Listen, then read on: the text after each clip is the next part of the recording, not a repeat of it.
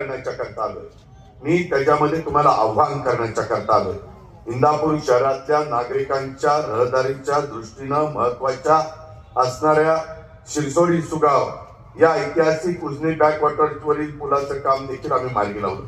मी त्यांच्याच घरी बसलो होतो, बरोबर आहे. आणि काही नाही, असंच भेटायला गेलो होतो. मामा होते, आम्ही सगळे होतो आणि विषय काढला. ते म्हणले, दादा पूल झाला ना तर करमाळा आणि इंदापूर एवढं चांगल्या पद्धतीनं कनेक्टिव्हिटी होईल, आमच्या बाजारपेठेला उज्जीत अवस्था येईल, आमच्याकडे आणखी इंदापूरमध्ये आर्थिक सुबत्ता वाढायला मदत होईल. मी लगेचच अधिकाऱ्यांना फोन केला, माझी सवय. त्यांनी सांगितलं 350 कोटी रुपये लागतील. म्हणलं करा प्लॅन एस्टिमेट तयार.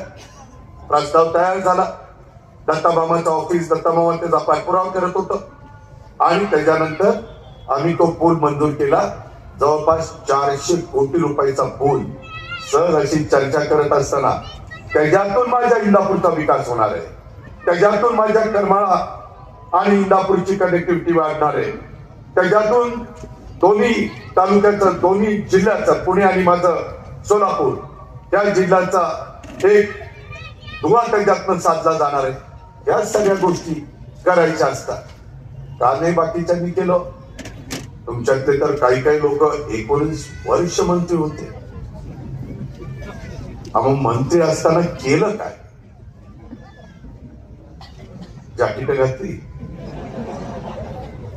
स्टाईल मारली, कुठेही काही फोटो काढायचं म्हटलं की त्याच्याचे बरोबर चेहरा येतोच. गायचं फोटो मी बघायचो पूर्वी. अरे आम्ही पण राजकारणात आहे ना.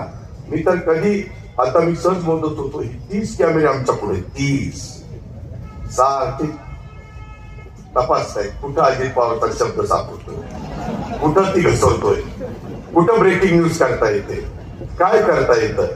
पण पत्रकार मित्रांनो, अनुभवातनं माणूस शहाणा बनतं, हे लक्षात घ्या.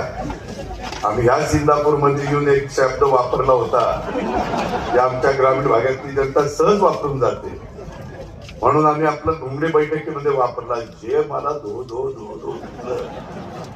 त्याच्यात पण मोठी मोठी लोक होती, उंच उंच लोक होती. लगेच ते काढलं. त्या माणसाला काय द्यायचं ते दिलं. दिल्लीत पाठवलं, इकडं पाठवलं, तिकडं पाठवलं. अरे हे काही विकासाचं काम आहे का? हा त्यांचा विकास. आणि आता आमच्या मामाचा विकास बघा. त्याला तर आता माझ्या माहितीप्रमाणे 2.5 आणि 3.5 वर्ष झाली.